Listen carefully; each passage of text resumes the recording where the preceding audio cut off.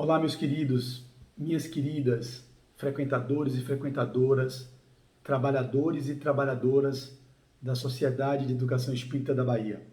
É com imensa gratidão que aqui retorno a convite da Caterine para falarmos de um tema hoje ligado ao livro Céu e Inferno. O capítulo que ela nos demandou foi o capítulo 7, As Penas Futuras segundo o Espiritismo. Então, para iniciarmos o trabalho, faremos apenas uma prece para elevarmos o pensamento e sintonizarmos com os benfeitores que nos estão ajudando e nos assessorando para que levemos a informação que seja digna de ser apreciada por aqueles que nos ouvirão. Senhor Jesus, Divino Mestre, companheiro inseparável de todas as horas, estamos aqui mais uma vez reunidos em Teu nome para o exercício da preleção doutrinária com o objetivo dos esclarecimentos para aqueles que sintonizarão com a proposta da temática de hoje. Que eu, aquele que sendo o emissor da mensagem, possa ser o primeiro a vivenciá-la e colocar em prática na medida do possível na minha existência, na minha encarnação. Na certeza do teu amparo, da inspiração devida, para que possamos assim atingir os corações dos que nos ouvem, vamos iniciar o trabalho de hoje dizendo assim: Pai nosso que estás nos céus, na luz dos sóis infinitos, Pai de todos os aflitos deste mundo de escarcéus. Santificado, Senhor, seja o teu santo nome sublime, que em todo o universo exprime concórdia, ternura e amor.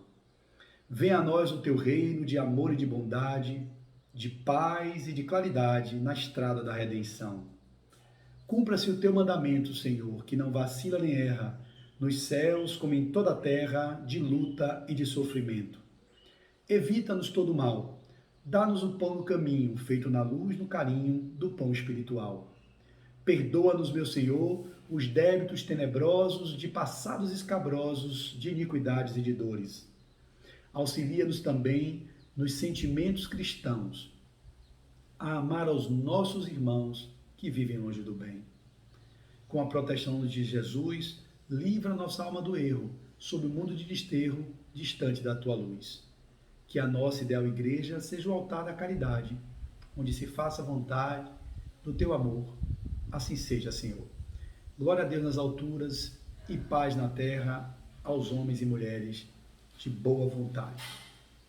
Na certeza, portanto, de que estamos amparados pelos benfeitores e os mentores da própria casa que nos convidou, nós vamos falar hoje sobre um tema que verdadeiramente traz grandes discussões, porque dentro do Céu e Inferno, que foi essa obra, a quarta obra do Pentateuco de Kardec, publicado em 1865, ele vai trazer, neste livro, para quem não conhece, duas partes. A primeira parte fala da doutrina e a segunda parte, os exemplos. Nessa primeira parte, vocês podem encontrar várias temáticas dos capítulos que ele divide.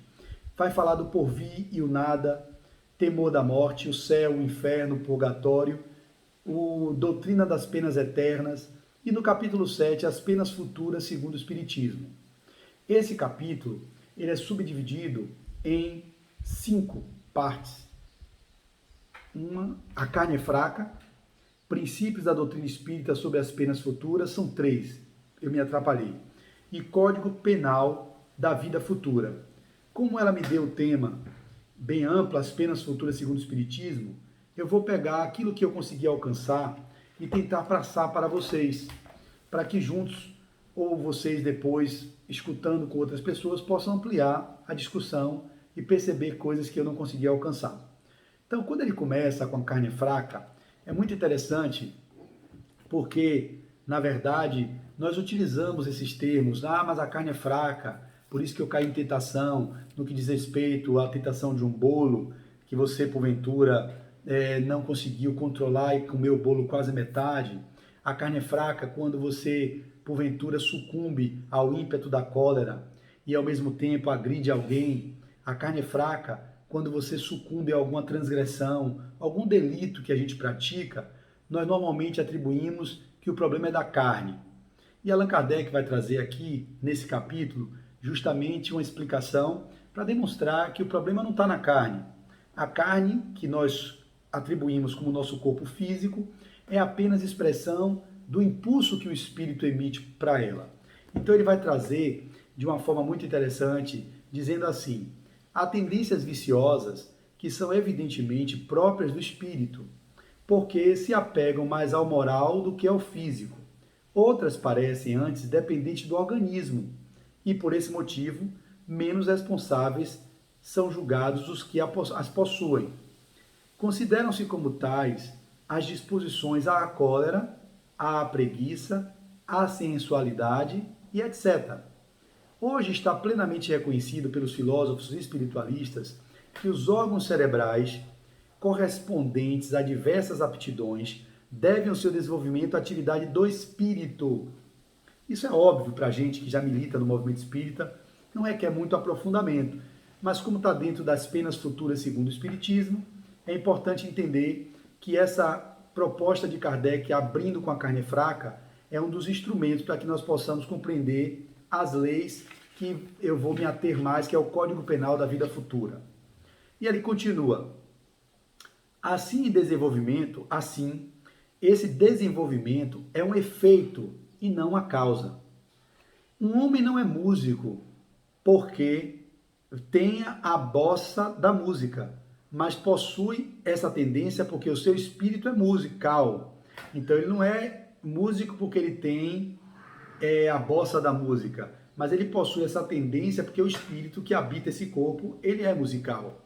Se a atividade do espírito reage sobre o cérebro, deve também reagir sobre as outras partes do organismo. E é óbvio que nós entendemos que é assim que funciona.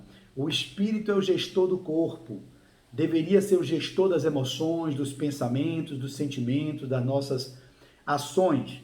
Mas nós atribuímos aos impulsos primitivos, ou seja, os impulsos fisiológicos, alguns atos que cometemos, como ele citou, a cólera, a preguiça, a sensualidade. A vontade do espírito, que é o gestor do corpo, que deveria impor ao corpo aquilo que ele precisa executar na existência atual.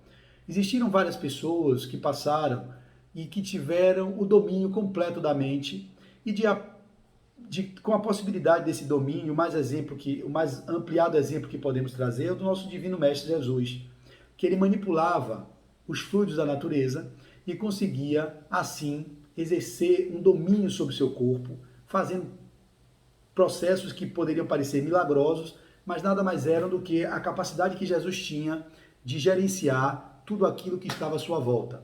Então ele andava sobre as águas, então ele conseguia fazer com que o perispírito, que tem suas particularidades, se tornasse mais sutilizado a ponto de ele caminhar indo de encontro, ou melhor, conseguindo controlar a lei da gravidade, que naturalmente ao pisar na água seria puxado para baixo, e a água consequentemente iria lhe puxar para dentro dela, e o afogamento se não tivesse uma força de manutenção na superfície da água. Então Jesus tinha a capacidade de penetrar esses mecanismos naturais que nós ainda não temos total domínio. Algumas pessoas já têm, médios como Daniel Douglas Home, que foi o Divaldo Franco. Divaldo Franco é a encarnação de Daniel Douglas Home. Ele tinha o poder de volitar, de flutuar. Ele saía pela janela de um recinto e pela janela entrava e saía pela outra, ou melhor, saía por uma janela e entrava pela outra. Isso é uma capacidade de domínio sobre a matéria. É verdade que temos pessoas, os faquirs, que conseguem deitar em tábuas de prego e exercer um domínio sobre a dor física através do poder da mente. E outros variados exemplos poderíamos citar. O que ele está dizendo é, quem gerencia o corpo é o espírito. E Kardec continua, o espírito é desse modo o artista do próprio corpo, por ele talhado, por assim dizer, a afeição das suas necessidades e a manifestação das suas tendências. Então, é talhado o corpo pelas tendências que o espírito traz, e aí ele vai manifestar suas tendências no corpo a partir do espírito, que é o artista do próprio corpo. É muito interessante, vale a pena ler. Eu já tinha lido o livro todo, mas eu reli o capítulo, e quando a gente lê na segunda vez, a gente já tem uma outra visão e amplia um pouco mais o olhar. Ele vai aprofundar falando que a ação do espírito sobre o físico, eu acabei de citar exemplos, é tão evidente que não raro vemos graves desordens orgânicas sobrevirem a violentas comoções morais. Então, às vezes, as pessoas passam por algumas comoções morais e veem gravidades de patologias e doenças que acometem o corpo depois de viver algumas comoções morais.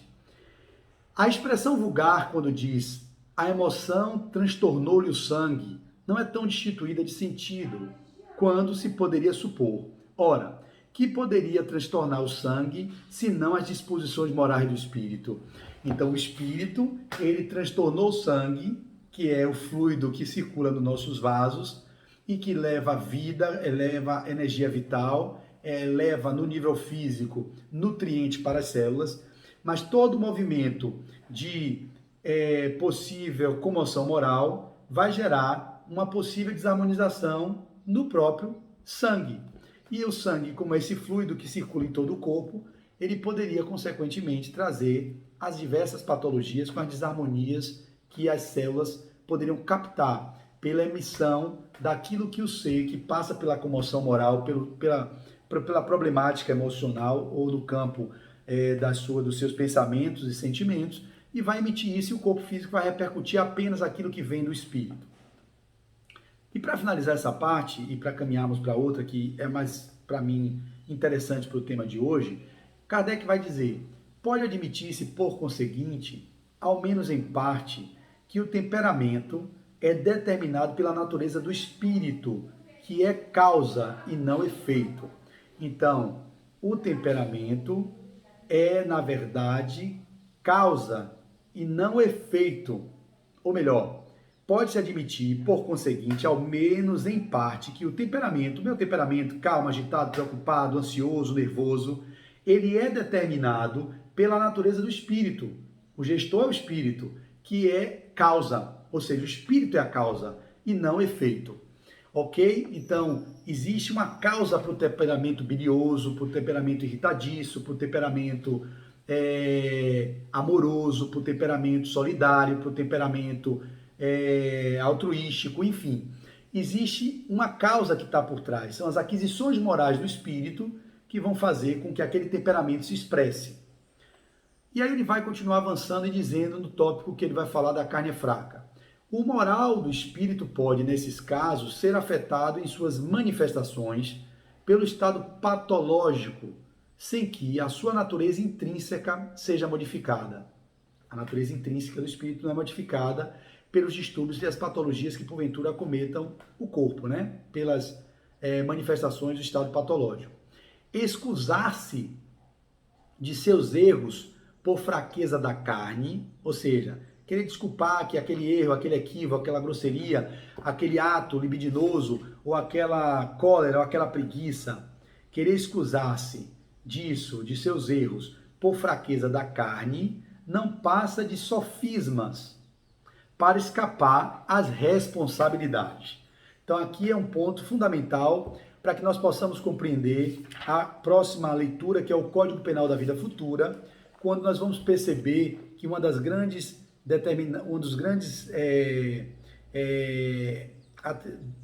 atributos, poderia dizer, do espírito no movimento de reencontro com a sua paz interior seria o processo do arrependimento, que se dá pela responsabilidade de seus atos. E se você tem atos que são fora do que diz respeito à lei de amor, justiça e caridade, você vai se reconciliar com essa lei a partir de um arrependimento, quando, pela escolha do ser, se ele é mais retardado, mais sofrimento será passível o ser que não se arrependeu em tempo. A partir do arrependimento, você vai caminhar para a expiação, que é aquele processo de sofrimento, de dor pelo delito praticado, e automaticamente evoluímos para o reparo. Não há como só se arrepender e se reconciliar com a própria lei divina, a lei de justiça, de amor e de caridade. É preciso reparar o delito praticado. Então, quando ele vai dizer que a carne não passa, quando você atribui as fraquezas da carne, ela não passa de, ou melhor, excusar-se de seus erros por fraqueza da carne, não passa de sofisma, para escapar a responsabilidade que é do ser, não da carne. A fisiologia, ela é gerenciada pelo ser, que é quem habita o corpo. E a gente quer usar sofismas para justificar, não, a carne é fraca, eu estou com preguiça. Até mesmo se formos aprofundar nas questões hormonais, nas questões que as pessoas vivenciam, as etapas da menopausa, da andropausa e por aí vai, todo o movimento que acontece na fisiologia é fruto de um espírito mais harmônico ou menos harmônico, que consegue, de uma forma ou de outra, dentro de um limite, obviamente, gerenciar a degenerescência celular, a falência dos órgãos e as disfunções hormonais. Então a gente pode perceber pessoas como Divaldo Franco, que, por exemplo, a gente pode ver com 94 anos, olha a vitalidade de Divaldo Franco. É uma coisa que é digna de nota. A gente percebe o potencial dele de ainda realizar palestras e ainda executar psicografias. O último livro dele psicografado foi esse, Vidas Vazias, que eu tive o prazer de terminar hoje. Foi maravilhosa essa obra, eu boto sempre as impressões que eu tenho e eu escrevo no livro. De gratidão, Joana, minha querida, por obra tão profunda e por sua generosidade em compartilhar seu precioso saber com nós outros. É que nos encontramos na retaguarda evolutiva. Vou olhar para os chamados que nos fez, vislumbrando um propósito nobre na minha caminhada evolutiva. E por aí vai. Eu coloco isso para poder deixar imprintado a emoção que senti a finalizar essa obra. Então, vemos o Divaldo trazer obras fantásticas de psicografia, fruto de uma condição orgânica que tem limitações, mas existe um estofo moral por dentro daquele corpo, ou que administra o corpo, que consegue manter o corpo com a vitalidade às vezes maior do que muitos de nós que estamos atrapalhados, como o último capítulo, que é Vida Feliz, que eu gostaria até de ler para vocês uma parte que me tocou profundamente, quando ela mostra que a moral, a felicidade depende da perfeição moral. Enquanto viger distonia em relação às leis soberanas, enquanto transgredirmos e desviarmos do caminho daquilo que seria a lei divina, que nos dá um legado e nos dá um roteiro seguro a ser trilhado, quando nós nos desviamos dela, nós não gozamos da felicidade possível de ser vivida aqui na Terra. E a benfeitora diz, enquanto viger distonia em relação às leis soberanas, haverá tormento e aflição.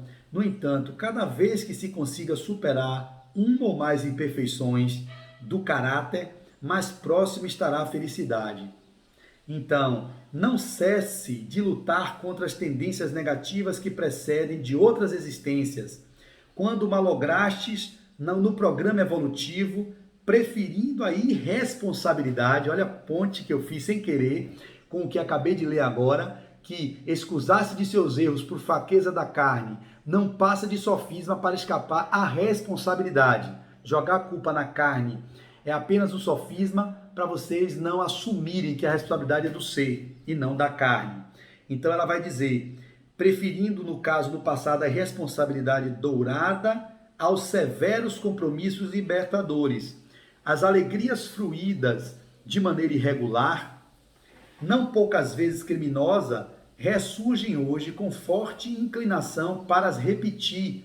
E aí a gente não sabe as nossas tendências, as predisposições que nós trazemos e que às vezes sucumbimos e atribuímos a fraqueza e a fragilidade da carne. Mas na verdade não é a carne, é o ser que vicioso, com as predisposições e tendências viciosas, vai sucumbir nas vicissitudes do caminho e vai querer imputar a responsabilidade à carne como sendo fraca, né? É muito interessante isso. E finalizando essa parte, ela vai dizer, a carne só é fraca porque o espírito é fraco, o que inverte a questão, deixando àquele a responsabilidade de todos os seus atos. A carne destituída de pensamento e vontade não pode prevalecer jamais sobre o espírito, que é o ser pensante e de vontade própria. Essa introdução, que tem muito mais coisas, faz aqui um resumo do que é essa parte do tópico A Carne é Fraca, que eu recomendo que vocês leiam com muito vagar, aprofundando esse capítulo a partir da escuta da minha preleção, com as limitações, eu repito, que eu consigo alcançar, ou melhor, com aquele nível de entendimento que eu consigo alcançar, dentro das minhas limitações, vocês poderão ampliar isso fazendo a leitura e a partir do ponto de vista de cada um conseguir alcançar coisas que talvez eu não alcancei. Maravilha? Então vamos para o próximo tópico. O próximo tópico é princípios da doutrina espírita sobre as penas futuras. Eu separei aqui o final desse tópico e em seguida virá Código Penal da Vida Futura.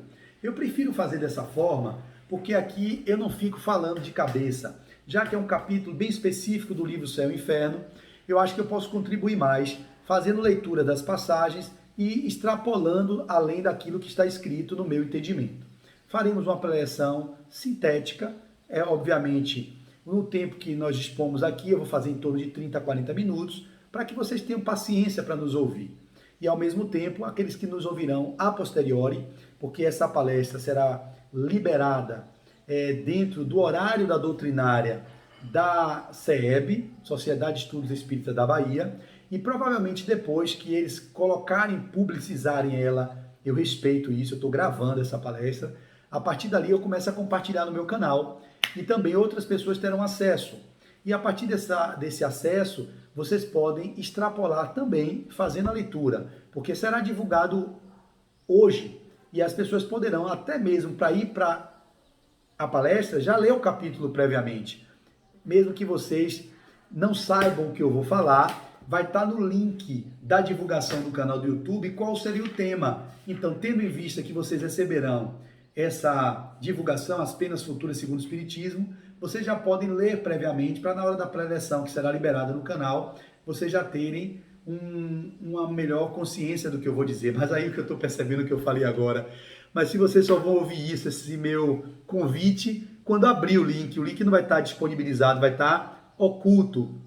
Então vocês não terão como saber dessa minha sugestão que eu estou dando. Mas aqueles que virão e que vão compartilhar, pode até aqueles da SEB que vão ouvir previamente já colocar, olha, vão lá no capítulo, pronto, aí pode ser. Você que vai ouvir previamente, talvez, Catarine, a minha preleção, você já coloca lá na divulgação, ó, recomendado que leiam o capítulo, o Céu e Inferno, capítulo 7 do Céu e Inferno, para melhor compreensão daquilo que Flávio vai tentar fazer uma síntese, beleza? Então vamos avançar. Nesse princípios da doutrina espírita sobre as penas futuras, tem algo aqui muito interessante no final, que diz assim: trata-se sim de inúmeros exemplos fornecidos por espíritos de todas as categorias, desde os mais elevados aos mais inferiores da escala, por intermédio de outros tantos auxiliares, médios, disseminados pelo mundo, de sorte que a revelação deixa de ser privilégio de alguém, pois todos podem prová-la, observando-a sem obrigar-se à crença pela crença de outrem. Isso aqui fica fora de contexto, eu não leio o parágrafo anterior, marquei isso, mas é porque eu vim lendo e eu posso entender e vocês talvez não consigam compreender. Ele vai dizer assim: a doutrina espírita no que respeita às penas futuras, não se baseia numa teoria pré-concebida. Não é um sistema substituindo outro sistema. Em tudo ela se apoia nas observações e são estas que lhes dão plena autoridade. Ninguém jamais imaginou que as almas, depois da morte, se encontrariam em tais ou quais condições. São elas, essas mesmas almas, partidas da terra, que nos vêm hoje iniciar nos mistérios da vida futura. Vou pedir aqui licença a vocês para pedir a minha esposa que fale um pouco mais baixo, para que não atrapalhe aqui a minha palestra. Deizinha! Deise! Você está falando bem alto aqui, eu estou gravando a palestra para o centro. Tá bom? Pode diminuir o volume? Ouviu? Obrigado. Então, depois da morte, se encontrariam em tais ou quais condições, são elas, essas mesmas almas, partidas da terra, que nos vêm hoje iniciar nos mistérios da vida futura. Descreve-nos da sua situação feliz ou desgraçada, as impressões, a transformação pela morte do corpo, completando, em uma palavra, os ensinamentos do Cristo sobre este ponto. Então, as penas futuras, na visão aqui do livro Céu e Inferno, que Kardec nos traz pela perspectiva dos espíritos, esse livro é o Céu e Inferno ou a Justiça Divina segundo o Espiritismo. As penas futuras nada mais são fruto das escolhas que o espírito faz em cada encarnação. Você tem o livre-arbítrio e através do livre-arbítrio você faz escolhas. E as escolhas podem lhe levar para o mais, como podem lhe levar para o menos. Quando elas lhe levam para o menos, O processo de lei de ação e reação, causa e efeito e a lei de possibilidades e probabilidades levam vocês à reconciliação com a própria lei. Se a gente vai, de alguma sorte, transgredir a lei, nós precisamos reparar o dano criado com o trem ou conosco mesmos, voltando e reparando isso. E aí vem o Código Penal da Vida Futura, que vai trazer exatamente 33 tópicos, como eu gravei, a Idade de Cristo. São 33 códigos. E desses códigos, eu separei alguns, dentre eles o 16, que eu acho extremamente importante para a nossa compreensão, e também o código de número 17, parte dele, e o último, que é o código, tem o 26, que eu separei, e o código 33, que é a síntese de todos esses códigos. Então vamos transitar por alguns deles nesses 15 minutos que eu disponho para a finalização da preleção de hoje. Então vamos lá. Código Penal da Vida Futura. O Espiritismo, ele não vem, pois, com sua autoridade privada, formular um código de fantasia. A sua lei, no que respeita ao futuro da alma, deduzida das observações do fato, pode resumir-se nos seguintes pontos. E aí vem os 33 pontos que Allan Kardec nos traz sob a inspiração do Espírito de Verdade, que era o gestor do processo, que Kardec era o executor. Começa com o primeiro. A alma, ou espírito, sofre na vida espiritual as consequências de todas as imperfeições que não conseguiu corrigir na vida corporal. O seu estado, feliz ou desgraçado, é inerente ao seu grau de pureza ou impureza. Fantástico esses códigos, vale a pena ser lidos. Vocês vão entender que na erraticidade, os espíritos vivenciam as vicissitudes fruto das escolhas que fizeram no corpo físico. Ele vai passar pelo tormento, pelo calvário, ou pela benesse, ou pela bonança, pelo estado de graça, devido àquilo que ele construiu na sua vida. Eu falei ontem para um centro espírita sobre o tema, na terça-feira eu falei para o irmão Albino, foi o capítulo desse livro que eu já estava lendo, Triunfo da Imortalidade, e que tudo está em sincronia. Essa semana foram 3 palestras, uma seguida da outra. Triunfo da Imortalidade. Aí ontem eu falei sobre... Foi para que centro? Lembrei. Centro Espírita Luz e Caridade, de seu Léo, do Barbalho, que é aquele seu Léo que vai completar 97 anos, se não me engano, 97, 98, todo mundo conhece no Movimento Espírita, lá no Barbalho, Centro Espírita Luz e Caridade. Eu falei sobre os bens materiais não trazem a alegria para o espírito, mais ou menos isso. Os bens materiais não trazem a paz para o espírito. Nesses 2 temas que eu falei, triunfo da imortalidade e os bens materiais não trazem a paz para o espírito, tem muito a ver com a temática daqui, desse Código Penal da Vida Futura. Porque o grau de paz que possamos gozar no mundo espiritual ou até no mundo físico será fruto das escolhas que façamos. Fazendo uma ponte com o que eu falei ontem, os bens materiais estão na vida para serem utilizados por pessoas que, com a consciência que elas têm, vão fazer bom ou mau uso da riqueza. Então o problema não está nos bens materiais, não está no dinheiro. O dinheiro é energia, ela não é boa nem má, é uma energia neutra. Quem usa a energia do dinheiro pode dar a ele a utilidade devida e promover saúde, promover paz, promover harmonia para si e para os outros, ou pode viver preso, avaro, gananciosamente ligado ao dinheiro, apegado a posses materiais e viver refém dele, tendo que trabalhar cada dia para gerar mais patrimônio, para sustentar toda a luxúria, toda a cobiça que cada um que está por trás da energia monetária está imprintando naquilo que ele possui. Então o problema não está em ter. A benfeitora vai dizer, ter e não ter não traz felicidade. Felicidade é ser. Então quem pode ter muito e está em paz. Quem pode não ter nada e viver em paz.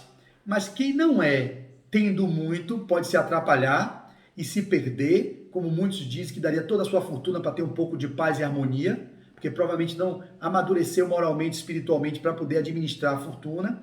E também quem não em não tendo material, bens materiais, pode também se atrapalhar, se envolver com narcotráfico, querer ganhar de uma forma escusa, roubo, se envolver com coisas para poder ter os bens materiais. Então o problema não está no dinheiro, está na consciência que está por trás da administração do dinheiro. Então aqui nessa primeira esse primeiro código, né, esse primeiro ponto do Código Penal da Vida Futura, a alma ou o espírito vai sofrer a partir das consequências de todas as imperfeições que não conseguiu corrigir na vida atual. E aí tem um desenvolvimento que é muito interessante, e se eu for ler, eu vou ficar aqui querendo ler tudo para vocês. Aí o outro, que é o da felicidade. Olha que sincronicidade. Eu li hoje o livro, e o último capítulo dele é Vida Feliz. Que eu li uma passagem para vocês, que é o capítulo 30. A benfeitora, se vocês perceberem, a maioria dos livros que ela escreve são 30 capítulos. Pode perceber que a maioria deles são 30. Então, o 30º capítulo fala da vida feliz. E aqui, o segundo código é justamente sobre a felicidade. A completa felicidade prende-se à perfeição, isto é, à purificação completa do espírito. Olha, eu acho que eu li isso. Toda imperfeição é, por sua vez, causa de sofrimento e de privação de gozo. Do mesmo modo que toda perfeição adquirida é fonte de gozo e atenuante de sofrimento. Poxa, que legal, velho. Por isso que eu gosto de fazer as palestras, porque elas trazem as reflexões para mim mesmo, que sou o primeiro a ter que conectar-me com o que está escrito aqui. E aí fica legal, porque eu começo a fazer ponte com o livro que eu acabei de ler. Olha que interessante. A felicidade, como eu li antes, depende da perfeição moral. Juro a vocês, eu não fiz nenhum link prévio. Eu li de novo esse capítulo ontem à noite e acabei de ler hoje de manhã. Dentro do meu milagre da manhã, que são os 6 salvadores da vida, que eu tenho feito 311 dias, hoje eu completei, que é exercício físico, meditação, que é o silêncio, a visualização terapêutica, palavras de afirmação, aí depois eu caminho para a escrita e depois a leitura. Toda a minha leitura dentro do milagre dura 1h30, o meu, pode customizar com 30 minutos, 20 minutos, 10 minutos, o meu é 1h30. 1 hora para todos esses que eu falei e meia hora para a leitura. Hoje eu peguei a leitura do Céu e Inferno para me preparar para a palestra. Só que depois eu não consegui descer para gravar, eu quis ler. Faltavam apenas 5 capítulos desse livro para terminar. E como eu vim lendo ele no milagre, hoje eu cortei para ler o Céu e Inferno, eu fiquei preocupado de passar mais um dia sem finalizar hoje, que minha proposta era terminar hoje. Que eu faço no início da manhã, porque depois vem as demandas do dia, as atividades, pacientes, tudo aquilo que a gente vai fazendo. E aí você, quando começa o dia fazendo tudo aquilo que é prioritário, que são indicadores de saúde, e que muitas pessoas já provaram que é indicador de saúde, a leitura, a meditação, tudo que eu acabei de citar, a gente já fez durante o dia, logo no amanhecer, antes das 8 da manhã, tudo aquilo que porventura ficou pendente, que você vai terminar o dia, vai terminar, nossa, priorizei A, priorizei B, priorizei C, mas não priorizei o cuidado com o corpo, com a meditação, com a leitura, com nada, que são fatores de proteção psíquica e fatores de proteção física também. Então, quando eu peguei e fui ler o livro, eu digo, nossa, eu li, consegui ler, acabei de ler, e aí eu percebo agora, eu não tinha essa conexão de que aqui, o que eu acabei de ler, toda imperfeição é, por sua vez, causa de sofrimento e de privação de gozo, do mesmo modo que toda perfeição adquirida é fonte de gozo e atenuante de sofrimento. E ela fala aqui, a benfeitora, que ela participou também da codificação, né? Um espírito amigo, se salvo engano, lá no Evangelho, quem ensina o espírito amigo é Joana. A felicidade depende da perfeição moral. Enquanto viger distonia em relação às leis soberanas, haverá tormento e aflições. No entanto, cada vez que se consiga superar uma ou mais imperfeições do caráter, mais próxima estará a sua felicidade. Então, o processo de autodeterminação, autoaprimoramento e autotransformação é que vai dar a você a condição de viver mais plenamente feliz, ainda aqui no mundo material, porque dizia que a felicidade não é deste mundo.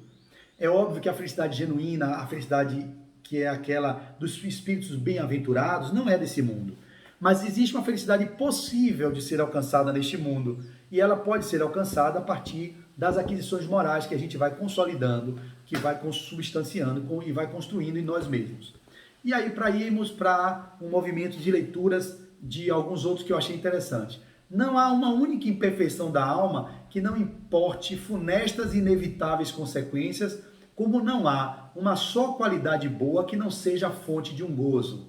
Então, se você goza de boas virtudes, ou melhor, se você nutre boas virtudes, se você tem boas qualidades, isso vai lhe trazer bem-aventurança, já que vai trazer paz, vai trazer harmonia interior. Então, esses são os códigos penais da vida futura. O que é que ele quer dizer? Que esses determinantes esses processos é que determinaria o Código Penal, que algumas religiões determinam como arder no mármore do inferno, gozar da bem-aventurança do reino dos céus. Nós espíritas não acreditamos nisso. Nós acreditamos no aprimoramento constante, em que as pessoas vão fazendo aquisições, criando habilidades, vão tendo possibilidades de novas tendências que vão sendo geradas no espírito, e os personagens que somos agora Flávio, seremos no futuro Maria, seria depois João, Joaquim, Josefa, quem quer que eu viva como personagem, eu vou levando as habilidades adquiridas e todo o patrimônio de aquisições que eu fui construindo para levar adiante nos personagens das experiências que eu preciso enfrentar, que me trarão o estágio de paz e de bem-aventurança quando eu me tornar espírito puro. Jesus viveu mesmo, ele construiu isso ao longo de vidas sucessivas. E esse movimento de construção, ninguém ficou isento disso, porque senão seriam espíritos eleitos. E isso não faz parte, como está aqui também no capítulo Céu e Inferno, e também numa das leituras que eu fiz hoje de manhã aqui, que a finalização falou de Jesus sob essa perspectiva.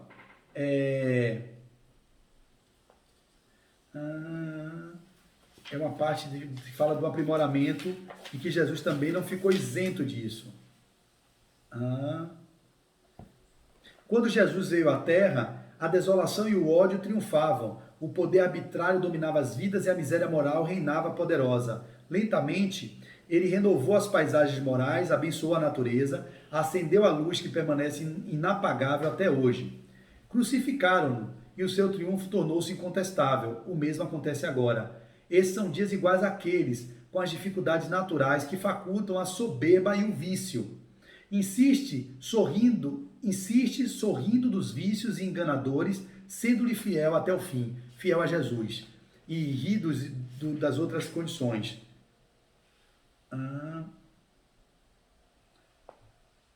Aqui, achei. Foi no capítulo anterior, que é final. Ela termina sempre com a passagem de Jesus, sempre com a passagem de Jesus. É o comportamento espírita, capítulo 26. Ela termina assim: o mestre amoroso que se deu com alegria, tornando-se o guia e modelo para a humanidade, percorreu os mesmos difíceis caminhos por onde segues. Então ele também percorreu os mesmos difíceis caminhos que nós seguimos. Eu sempre dizia isso: nossa, Jesus é um espírito puro. Mas ele, para adquirir a pureza, ele fez o caminho também do átomo ao arcanjo que ele é hoje. Ele passou por mundos primitivos, provas e expiações, regenerados, e ele pode ter feito escolhas mais expansivas que levaram ele a se aprimorar. Mas eu sempre digo que Jesus foi criado antes de mim, porque não é possível que eu esteja vivendo ainda, me debatendo aqui com essas vicissitudes, esses grandes vícios morais que ainda me encontro, e Jesus, sendo espírito puro, se foi criado junto comigo. Eu seria muito incompetente, eu digo sempre a Deus: Deus, eu tenho certeza que você criou Jesus antes de mim, porque ele cresceu e já é o espírito puro, bilhões de anos, que até na conformação do planeta, olha que coisa, ele já fazia parte do grupo de espíritos que fizeram a organização de como seria a configuração planetária, como está no caminho da luz. Se Jesus, já bilhões de anos antes de eu poder ser como vida humana, ou melhor, eu ser espírito individuado aqui nessa condição do reino da Terra, ele já estava criando a Terra. Imagine como ele é velho. Então ele foi criado muito bem antes de mim. Não é possível que eu esteja aqui ainda em provas e expiações, Jesus seja puro e faça o que ele faz. Então é óbvio que Deus cria o tempo todo e Jesus foi criado antes de mim. Aí viria até uma queixazinha com Deus: por que criou Jesus primeiro antes de mim? Por que ele não me criou junto, para eu também hoje já estar gozando da bem-aventurança? Eu faço essa pergunta a Deus, às vezes eu me irrito com ele e digo assim: ó Deus, se você me criasse junto com Jesus, eu não estaria me debatendo aqui não é possível, bilhões de anos, e Jesus já está puro e eu estou aqui, é porque eu fui criado depois dele, com certeza. Então, ele não se permitiu ceder, Jesus, ao sítio da perversidade e da indignidade em todos os momentos da sua convivência com as criaturas. Quando ele aqui esteve, ele não cedeu às injunções e a todos os movimentos dos chamados daqueles viciados que se encontravam à sua volta.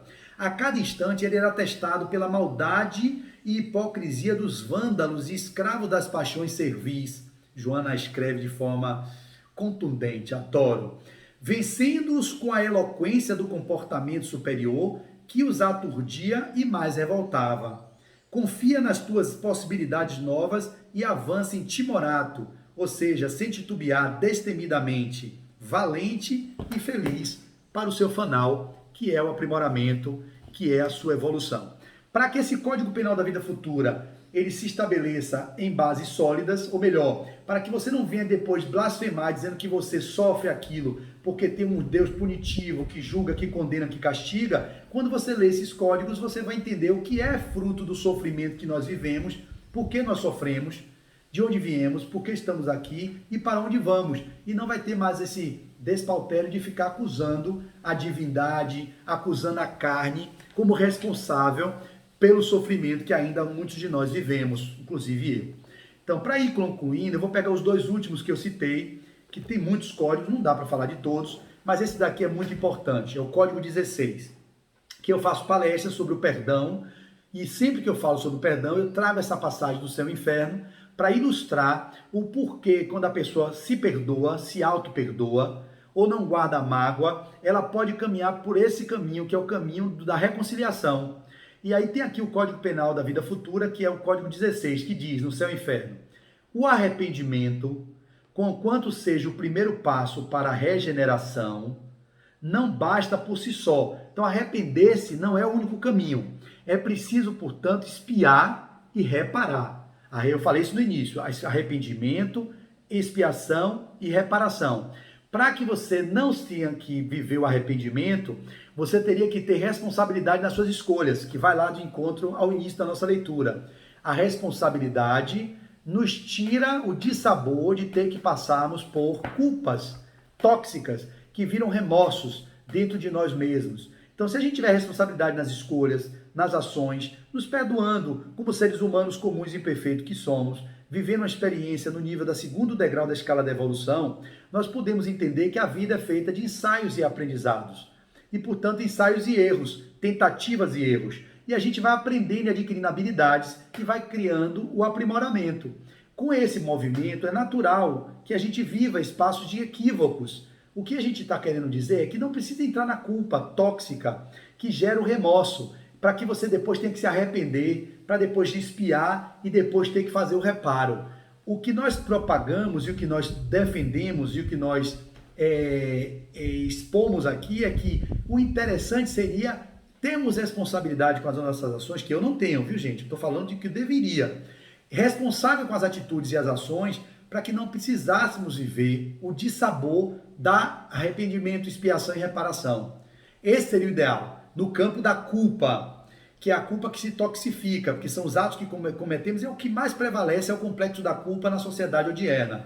Muitos de nós vivemos os transtornos neuróticos, transtornos depressivos, os movimentos dos transtornos como esquizofrenia, os transtornos do pânico e outros transtornos que acometem o ser humano. Se você for num mergulho profundo, numa análise profunda do ser, você vai encontrar lá a gênese da culpa, de um delito praticado e que a pessoa não se perdoou e depois se arrependeu, vem espiando para depois reparar. Quando você se responsável fosse, seguindo os desígnios do Pai ou de Deus, que são o evangelho que ele nos deixou como roteiro seguro, nós não precisaríamos nem termos que nos perdoar, porque nós não iríamos nos equivocar. Mas como isso não é o que acontece, é óbvio que a gente passa por esse estágio aqui, que é arrependimento, mas que precisa depois expiar e reparar. E ele avança, para a gente ir finalizando. Já temos 43 minutos, vou chegar a 50. O arrependimento, conquanto, já li, arrependimento, expiação e reparação constitui, portanto, as três condições necessárias para pagar os traços de uma falta e suas consequências. A falta, para ser reparada ou para ser apagada, ela precisa, o traço dela ser arrepender-se, expiar e reparar. O arrependimento suaviza os travos da expiação. O arrependimento que você tenha diante de um delito praticado, cometi um equívoco, eu arrepender-me daquilo vai diminuir o travo que seria expiar, a amargura de uma expiação dolorosa. Então arrependa-se. Se cometeu o delito, arrependa-se. É o primeiro passo, mas depois você vai ter que expiar. Naturalmente vai reparar o delito. Se você cometeu um equívoco que foi outra vida, você necessariamente não precisa reparar identicamente aquele que você fez o delito. Você pode se reconciliar com a sua consciência de culpa e fazer atos de serviço para a humanidade, sem estar fazendo isso como se fosse para numa tentativa, eu preciso me levar dessa culpa, minha grande culpa. Não, é um entendimento de que o ajustamento com a lei traz paz interior, você se arrepende daquilo que você praticou quando você lembra, quando não lembra, está no inconsciente sinalizando, chamando você para o ajustamento com a lei, você vai espiar naturalmente, vai ter dor física, vai ter dor moral, vai ter dor emocional e vai reparar aquilo, levando consciência para as pessoas que poderão ter acesso. Eu posso exemplificar no meu caso. É possível, para ficar mais claro para quem nos ouve, que eu tenha nessa encarnação uma oportunidade de reparar os delitos praticados com o mau uso da fala em vidas pretéritas, onde eu pude ter o domínio da oratória e usei para corromper, para transgredir, para desviar. E esse poder de persuasão com a fala, que lá atrás eu podia me equivocar, eu podia vir nessa vida espiando um câncer de laringe, poderia vir mudo, poderia vir com alguma falha no aparelho fonador que eu tenho, uma lesão nas cordas vocais, enfim. Mas eu poderia também, pelo meu arrependimento do delito, quando eu olhei e tive consciência, digo, não, eu não quero mais repetir o padrão. Eu quero usar a fala para empoderar, para expandir, para levar a consciência para aqueles que nos ouvirão. E aí a gente volta no corpo com a predisposição de fazer o uso da fala com espaço de consciência. Eu escolho ser um orador, eu escolho ser um expositor espírita, um palestrante, um professor, para levar consciência para os que nos ouvem. Ao invés de desempoderar, eu levo o empoderamento para as pessoas. Com isso, eu me reconcilio com minha consciência de culpa através do arrependimento prévio e aí a expiação, que é essa dor de viver isso, alguma lesão, algum movimento de crítica ou alguma coisa que eu passe espiando pelo passado delituoso e reparando que é o movimento de estar levando consciência. Pelo menos espero fazer isso no meu uso nessa encarnação da minha fala. Então, só a reparação, contudo, pode anular o efeito destruindo-lhe a causa. Só a reparação. Do contrário, o perdão seria uma graça, não uma anulação. Por isso que não é só perdão, seria uma graça e não anulação. Preciso que você repare. E aí você se reconciliando com você pode se reconciliar com o seu adversário para que ele não lhe entregue ao juiz, para que o juiz não lhe entregue ao oficial de justiça e o oficial de justiça não lhe coloque no cárcere.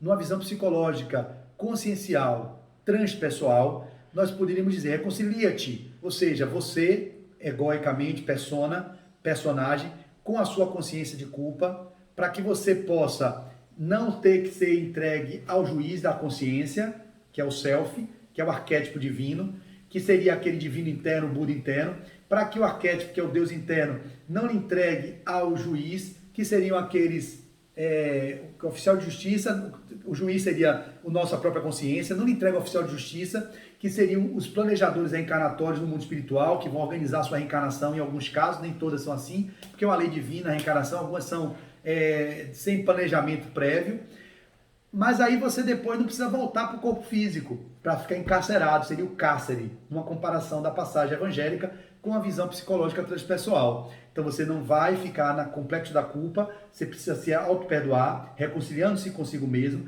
vai se reconciliar com o seu adversário, aquele que você cometeu o delito.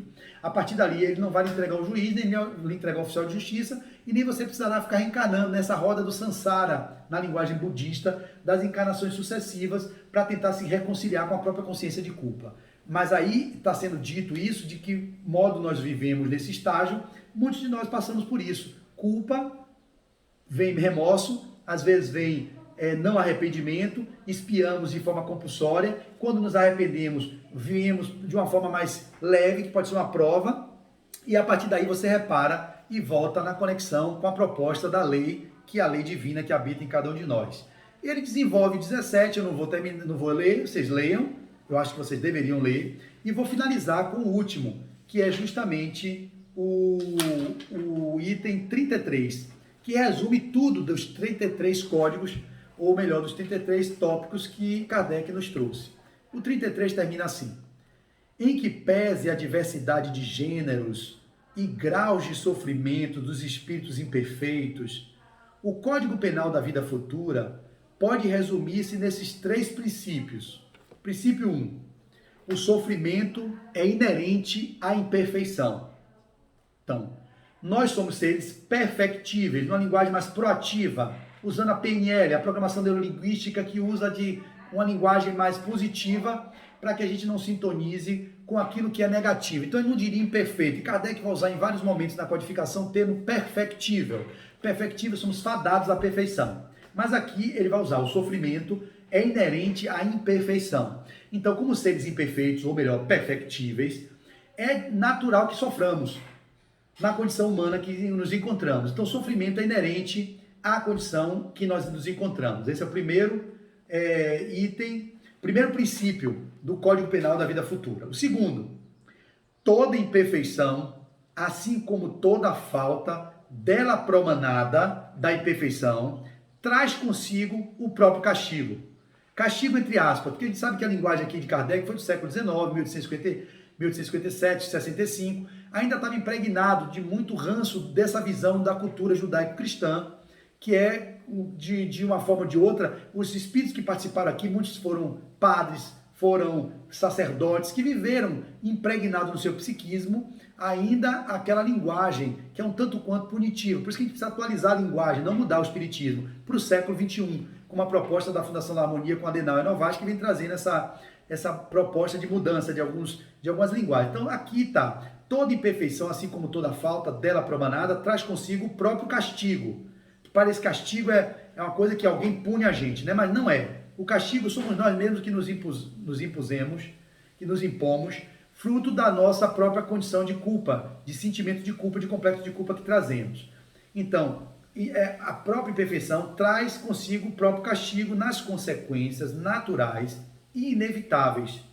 Assim, a moléstia, a doença, pune os excessos e da ociosidade nasce o tédio, sem que haja mistério de uma condenação especial para cada falta ao indivíduo.